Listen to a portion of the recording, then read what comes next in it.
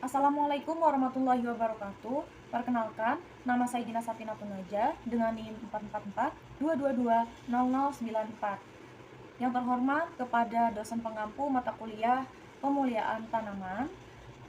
Saat ini saya akan sedikit menjelaskan tugas, yaitu tugas mengenai penjelasan sumber plasma nutfah dan diversitas genetik.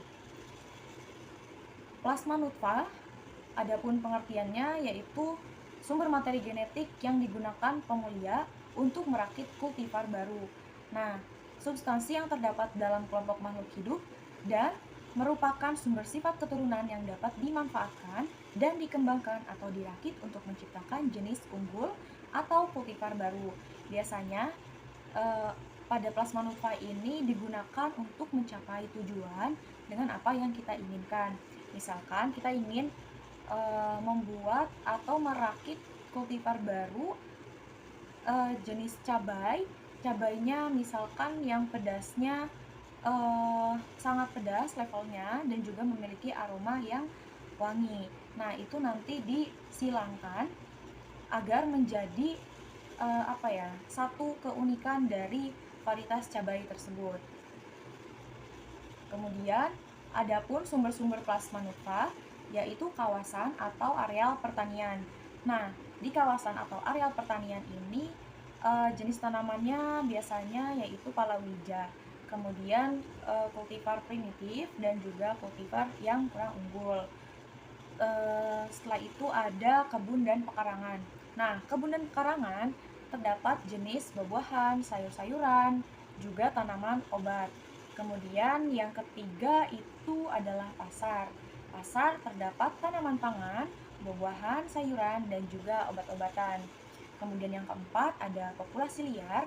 Nah, populasi liar ini terdapat jenis-jenis liar yang sudah dimanfaatkan. Kemudian selanjutnya yaitu keanekaragaman plasma nutfah. Yang pertama ada pengertiannya yang merupakan bagian dari keanekaragaman hayati, ekosistem, jenis, dan genetik atau plasma nutfah. Nah, keanekaragaman juga pusat-pusat utamanya itu tidak tersebar merata seperti itu. Kemudian yang ketiga ada hasil eksplorasi di mana hasilnya sendiri itu telah bertahun-tahun ditelaah oleh N.I. Vavilov.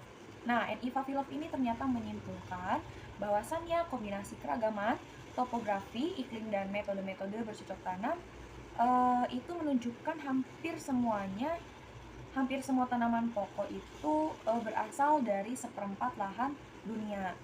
Kemudian pusat keragaman atau Center of Biodiversity-nya itu pertama kali dikemukakan oleh Nikolai Ivanovich Vavilov sekitar tahun 1920.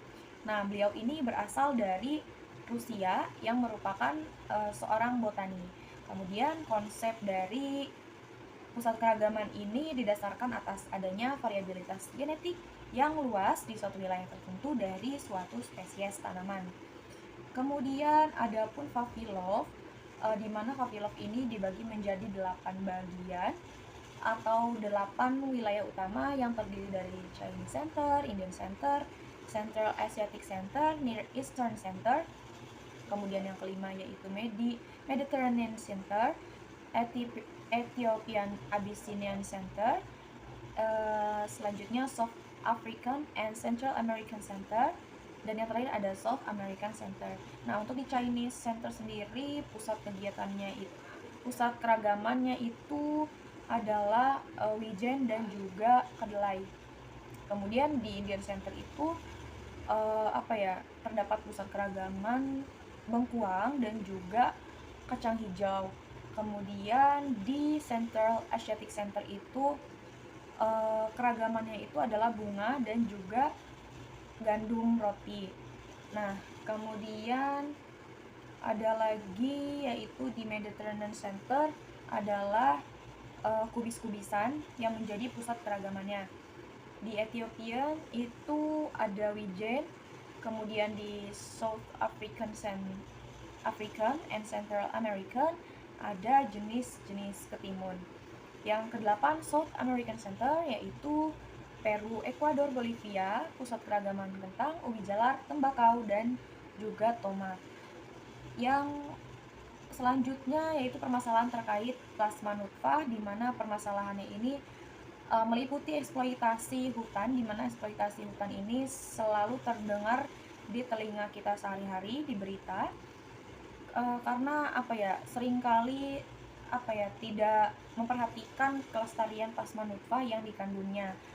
Kemudian juga di dalam eksploitasi hutan ini merusak habitat hewan dan tumbuhan, di mana perusakan kepada habitat hewan dan juga tumbuhan ini menyebabkan bahaya bagi kelangsungan hidupnya. Kemudian di sini ada penggunaan tumbuhan untuk keperluan industri. Nah, penggunaan tumbuhan ini sering dilakukan secara besar-besaran tanpa memperhatikan peremajaan. Kemudian juga selanjutnya ada ledakan penduduk. Nah, ledakan penduduk itu ternyata menyebabkan perluasan daerah pemukiman di daerah pertanian yang mengakibatkan penggusuran tempat tumbuh plasma nutfah komoditas penting. Nah, di mana yang kita ketahui di kehidupan sehari-hari, misalnya ada lahan yang kosong, kemudian dikarenakan meludaknya suatu penduduk, di mana penduduk ini membutuhkan tempat tinggal, ya mau tidak mau pada akhirnya lahan yang tadinya kosong, yang tadinya masih memiliki terdapat jenis tumbuhan yang memiliki keunggulan sendiri, akhirnya lahan tersebut digusur dikarenakan kepentingan untuk penduduk. Kemudian adapun teknologi modern yang menyebabkan terdesaknya bahan alam oleh bahan sintetis. Nah, bahan alam oleh bahan sintetis ini mengakibatkan punahnya plasma nutfah karena tidak dibudidayakan lagi. Seperti itu. Kemudian adapun pelestarian plasma nutfah yaitu pelestarian alami dan juga dalam bentuk koleksi. Yang alami itu bisa juga disebut in situ dan yang koleksi bisa juga disebut ex situ.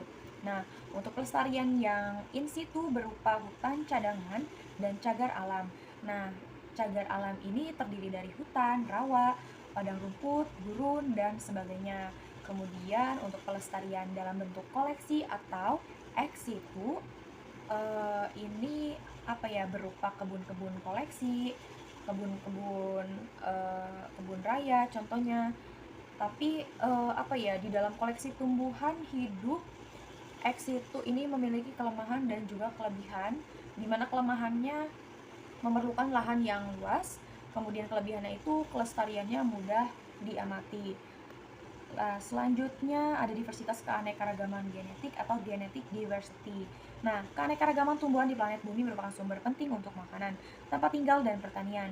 Sekitar ribuan spesies tanaman telah diidentifikasi, dikembangkan, digunakan, dan dimanfaatkan untuk tujuan produksi sandang. Kemudian, melalui proses fotosintesis ini, tumbuhan memberi kita oksigen yang kita hirup dan gula yang menyediakan bahan bakar utama bagi kehidupan. Di mana diversitas sendiri merupakan keanekaragaman tumbuhan di planet bumi. Nah, tumbuhan di planet bumi ini sangat beragam, dan tumbuhan di planet bumi ini memberikan kita oksigen karena proses fotosintesisnya sendiri. Setelah itu ada variabilitas yang bisa dibedakan menjadi variabilitas kualitatif, kuantitatif, karakter kualitatif, kuantitatif, dan juga efektivitas seleksi. Nah, untuk variabilitas kualitatif sendiri merupakan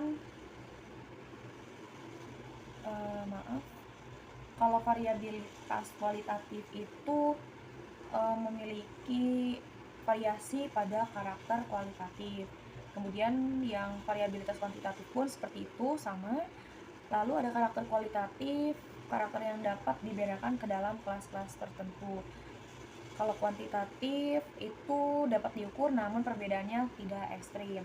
Lalu ada efektivitas seleksi. Nah, apabila efektivitas seleksi ini sangat ditentukan oleh variabilitas genetik. Selanjutnya heritabilitas H2, heritabilitas arti luas, potensi genetik total yang dapat diwariskan. Dan yang kedua ada heritabilitas arti sempit, potensi genetik aditif yang dapat diwariskan. Lalu yang terakhir ada peningkatan variabilitas melalui beberapa cara, yaitu domestikasi, pembudidayaan tanaman, suatu cara mengubah anggapan tanaman liar menjadi tanaman budidaya.